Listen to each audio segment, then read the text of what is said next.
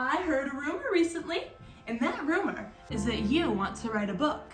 Here are 5 tips, 5 things to avoid as a new writer getting started on this journey. Number 1, do not get lost in word goals.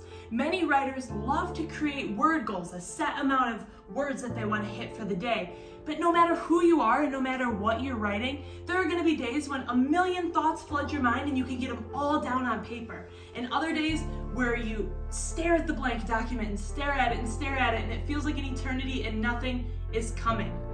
Both of those days are going to happen and they're both important in the process. So if you want to set a word goal, that's great, but don't beat yourself up if you don't hit it. I don't set word goals at all. There have been days when I've written 20 words in the book, but they've been the best 20 of the entire story. So personally, I don't see a huge, great benefit from them, but if you want to set them and just aim, that's great. No matter what, don't get too frustrated if you don't hit these. Number 2, writer's block happens to everybody. So do plot holes, so does writer's slump. Don't let this ruin your story. If that means you don't write for a week, then that means you don't write for a week. That is okay. Oftentimes I'll jump over to another story for a little bit and I'll come back. Or I'll read a book, or I'll play the piano. Anything that's not forcing this onto here because we don't want to burn out. Please don't burn out. You've got this. Your story's gonna be so good. I wanna read it. Number 3, and this is a bit of a caveat to number 2. You don't have to write every day, but you should be in your document every day. You don't want to lose sight of your characters. You don't want to forget who's who, what's what your previous thought processes were, anything like that. So even if you don't write, make sure you're reading through the document, reminding yourself what you were thinking, things like that. Oftentimes I'll have the actual document that I'm writing in, and then another document or a note or something like that off to the side that helps me remember certain things, little cues in my brain, things like that. But make sure you're still reading over what you've already written every single day.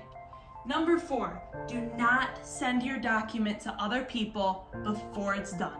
Beta readers are great. I love beta readers. I have a video coming up on beta readers pretty quick here, but wait till your story is complete and you've read the whole thing over. You don't want people in there looking all around at something you haven't finished yet, making suggestions, things like that, that overload your brain. First, focus on your writing and the work that only you can do, and from there, once it's finished, allow others in. Number 5, do not shout off a mountaintop that you are writing a book. I know it sounds great, it feels great, it's the coolest thing ever, but telling a ton of people creates an internal pressure. And from personal experience, I found that this pressure either makes me rush through the story and not enjoy it as much, or not finish in general. I feel like it makes the writer's block worse if and when it happens. So you can tell some people, a select few people, support people, that's great. But do not shout it off a rooftop. I promise you will thank me for this later. Let me know if you have any questions in the comments down below. Happy writing!